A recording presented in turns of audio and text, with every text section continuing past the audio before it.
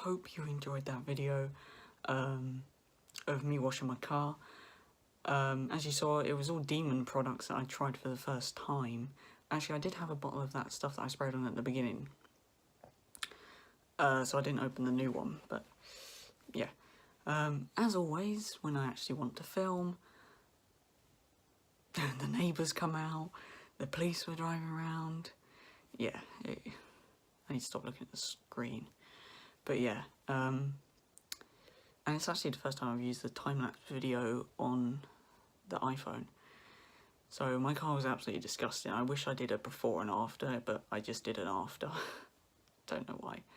But if you look on my Instagram, which I'll link in the description, you'll see how dirty it was.